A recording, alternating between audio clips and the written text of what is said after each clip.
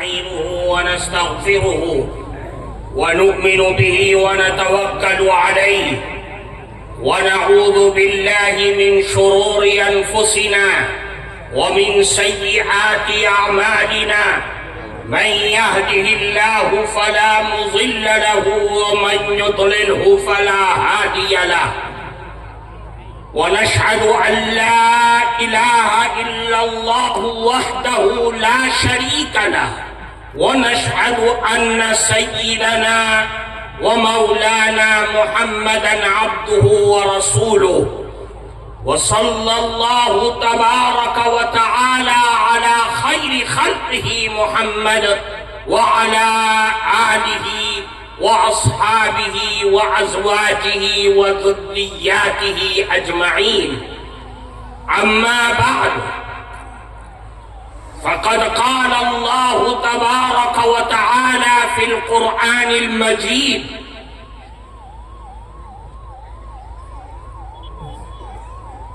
فلا وربك لا يؤمنون حتى يحكموك فيما شجر بينهم. محترم جناب امیر شریعت، حضرات علماء کرام اور اس عظیم الشان دینی ایمانی مجلس میں موجود ہمارے معزز بزرگوں، قرب و جوار سے آئے ہوئے مہمانان مکرم، آج کا یہ اجتماع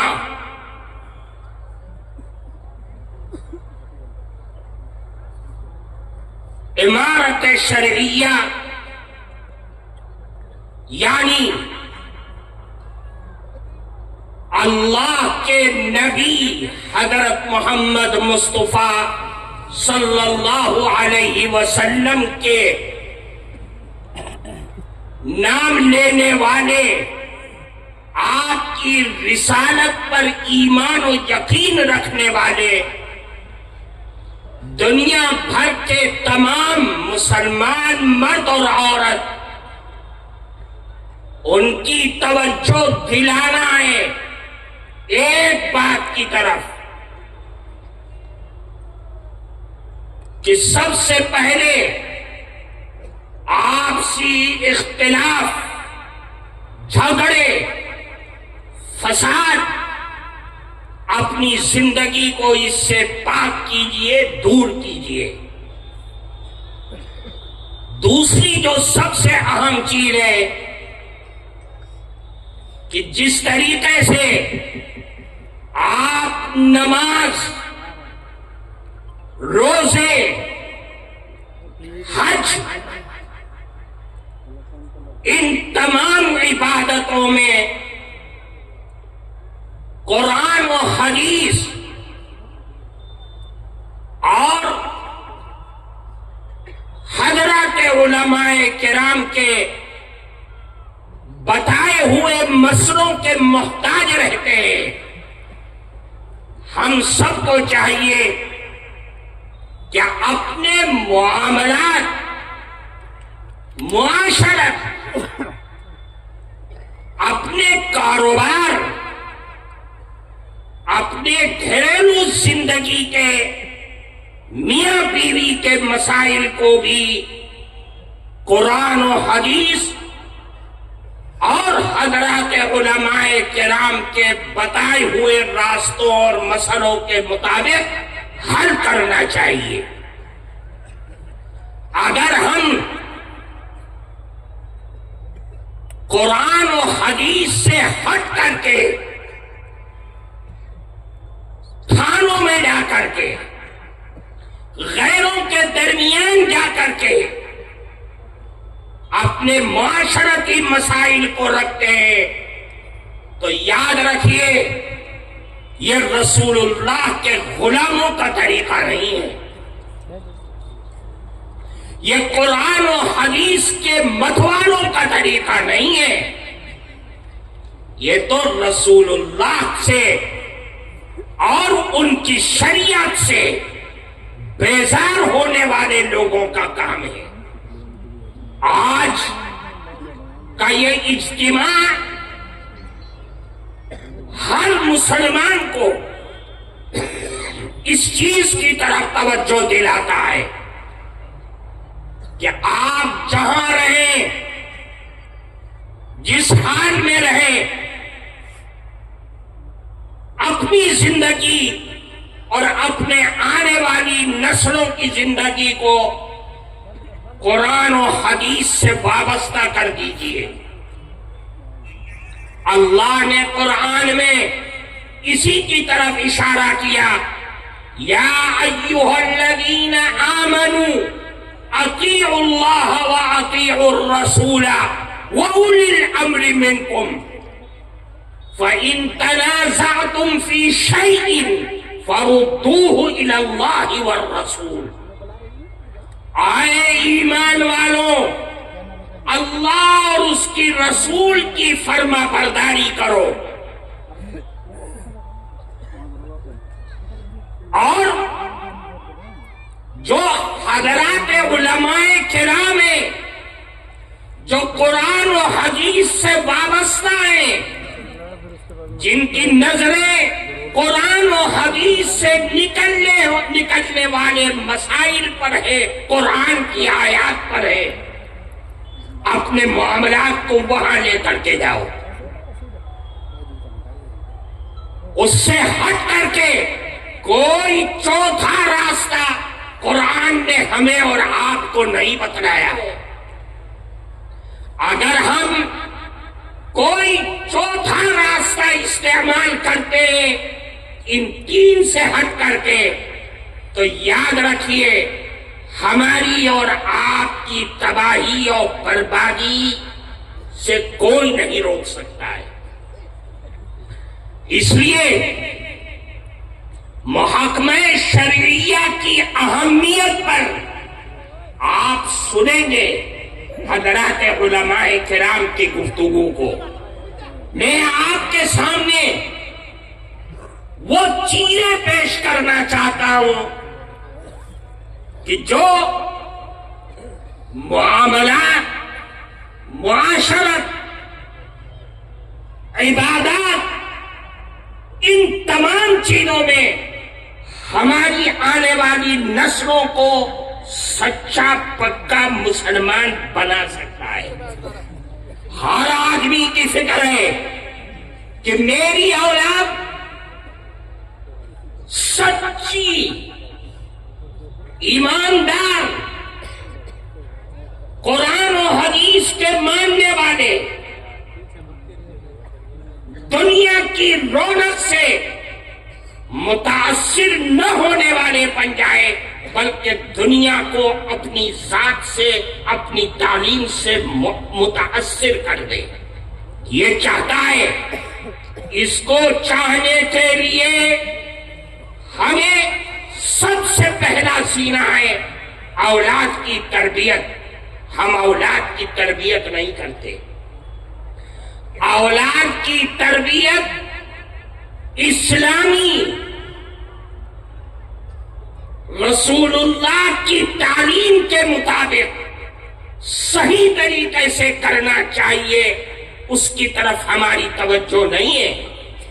میں اس اجلاس میں بیٹھے ہوئے اور اس سٹیج پر بیٹھے ہوئے تمام علماء کرام کو اس طرف متوجہ کرانا چاہتا ہوں کہ آپ اپنے جمعے کے خطبوں میں، اپنی تقریروں میں، اپنے بااثر لوگوں کو اپنے حلقے میں اس کی طرف توجہ دلائیں کہ اولاد کی صحیح تربیت کا طریقہ رسول اللہ نے کیا فرمایا ہے۔ اگر اولاد کی تربیت نہ ہوگی تو یاد رکھیے ارتداد بڑھتا چلا جائے گا۔ ہماری نوجوان نسلیں نشے اور جوئے اور سود میں، جھوٹ میں، بےایمانی میں مبتلا ہوتی چلی جائے گی۔ دنیا کی کوئی طاقت اس کو روک نہیں پائے گی۔ اس لیے صحیح تربیت وہ طریقہ کیا ہے؟ اللہ کے نبی نے فرمایا، خوب غور سے سنیے اور اس کو لے کر کے یہاں سے جائیے۔ اللہ کے نبی نے فرمایا جب تمہارے ہاں اولاد پیدا ہو، لڑکا ہو یا لڑکی ہو، تو اس کے دائیں کان میں اذان اور بائیں کان میں تکبیر دو۔ یہ بنیاد ہے۔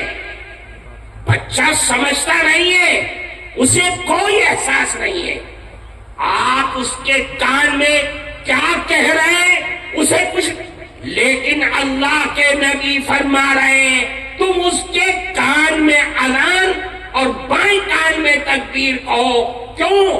اس لیے کہ وہ عہد جو اللہ نے حضرت آدم کی پیٹھ سے ساری آدم کو نکال کر کے عہد لیا تھا، جسے عہد الست کہتے ہیں قرآن میں۔ الست بربکم قالوا بلی، وہ عہد، اس کا بیج تم لا الہ الا اللہ اور اللہ اکبر کے ذریعے اس کے دل میں ڈال دو۔ آج یہ بیج پڑ جائے گا تو جب یہ تناور درخت بنے گا تو یاد رکھنا دنیا کے ہر کونے میں وہ لا الہ الا اللہ کا علم بردار بن جائے گا۔ یہ اسلام کی اور شریعت کی لاجک ہے کہ آپ اس کے دائیں کان میں اذان اور بائیں کان میں اقامت دے دیئے۔ آپ دیکھو کتنے لوگ ہیں جو اذان اور تکبیر کا اہتمام کرتے ہیں، ماں باپ خود نہیں جانتے، چچا نہیں جانتا، تایا نہیں جانتا، نہ اذان دینا جانتا ہے نہ تکبیر کہنا جانتا ہے۔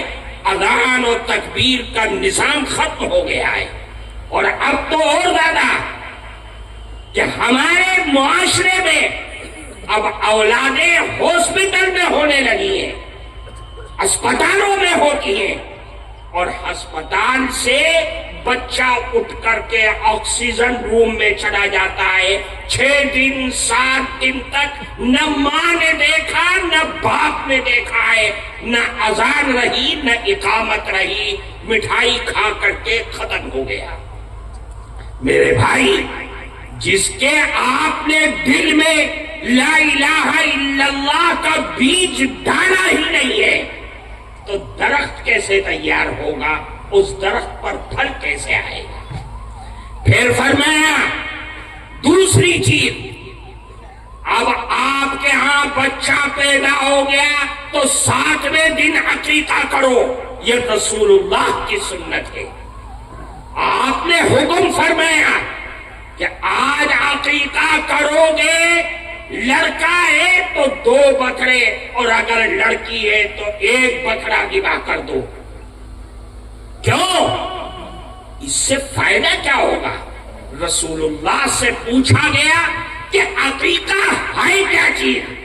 فرمایا عقیقے کی وجہ سے تمہارے بچے کے دل میں ماں اور باپ کی نافرمانی کے جذبات ختم ہو جائیں گے، وہ فرما بردار اولاد بنے گی۔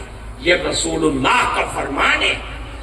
اللہ کے نبی نے فرمایا بہترین اور اچھا سے اچھا نام رکھو، انبیاء کا نام رکھو، اچھے بانے دار نام رکھو، عبداللہ اور عبد الرحمن کر کے نام رکھو۔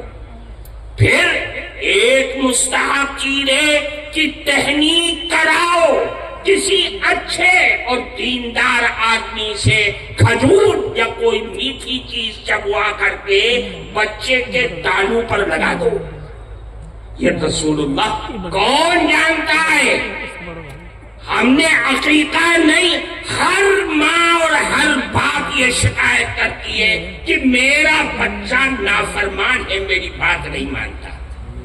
آپ نے اور ہم نے بچے کی تربیت صحیح طریقے سے نہیں کیا ہے تو اب ہم اس بچے سے کیا توقع کر سکتے ہیں؟ اس لیے فرمایا کہ اولاد کی صحیح تربیت کرو۔ آپ بچہ بولنے لگا، اب ماں ابا نہیں، اللہ کے نبی نے فرمایا افتحوا صبیانکم اول کلمۃ بلا الہ الا اللہ ولقنوہم عند الموت لا الہ الا اللہ۔ آپ بچہ پیدا ہو گیا تو اس کو سب سے پہلے لا الہ الا اللہ کی تلقین کرو، اور جب موت کا وقت آئے تو یہی لا الہ الا اللہ اس کے پاس بیٹھ کر کے تاکہ اس کی زبان سے لا الہ الا اللہ کا کلمہ نکلے اور اس کی جان پرواز کر جائے۔ میرے بھائی، بنیادی چیز ہے کہ ہم اپنی اولاد کی صحیح تربیت کریں تاکہ یہ اولاد آگے چل کر کے قرآن و حدیث اور اس کے نظام پر چلنے والے بن جائیں۔ یہ مقصد ہے آج کے اس پروگرام کا۔ مجھے ہمارے سامنے اسٹیج پر حضرت چچا محترم تشریف لے آئے ہیں، اتنی بات جو کہی گئی ہے، اللہ ہم سب کو اس پر عمل کی توفیق عطا فرمائے۔ اپنی اولاد کی صحیح تربیت کیجیے۔